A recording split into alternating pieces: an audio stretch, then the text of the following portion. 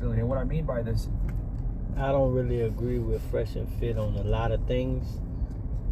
And Charleston White, I do, but sometimes he's a little off base.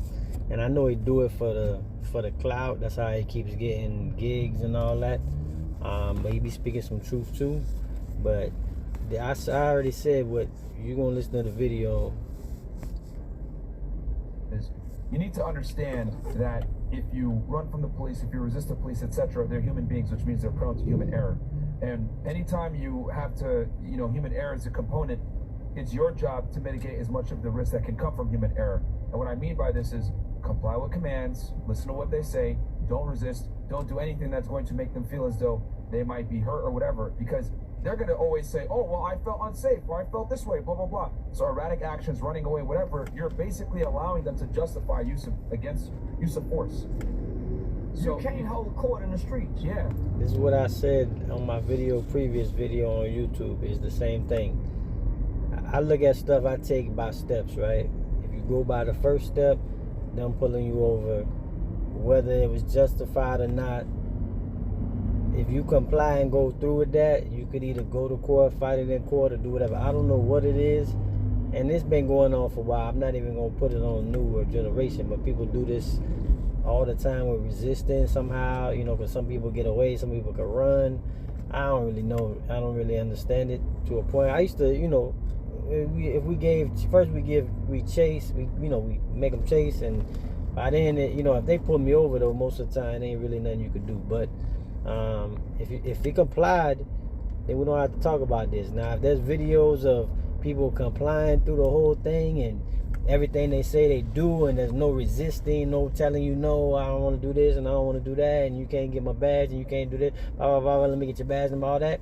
And if there was an issue after all that, then we have a talk about something else. But right now, we talking about most of these videos be exactly what they saying is that nobody complying. You can't. So, hey, you think it's unjust? You think this is BS? Fine. Let them arrest you, comply with the commands, don't say a word, wait till your lawyer comes, and then fight it in court, man. Through with the transparency of the rule of law. But when you do that stuff and you kind of let it out in the streets and you run away from the police and all this other stuff, man, you're inviting them to mess you up. Man, black people in America is so hypocritical. Man, we watch, and I'm gonna bring this up, homie. We watch FBG Duck get killed in broad daylight in the upper affluence area of Chicago. Crazy.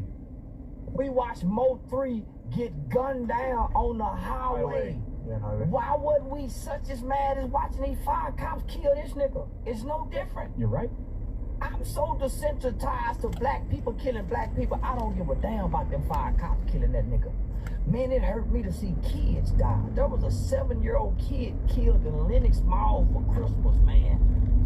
There was no outrage. It was a 7 or 8-year-old baby in Chicago. 4 guys got out of a car and shot at her dad while they was in the drive-thru and killed the baby. Why they don't have the same outrage, homie? Why is it just when it's the criminal black guy that gets killed by the police, the media give us this nigga to be mad about? Yep.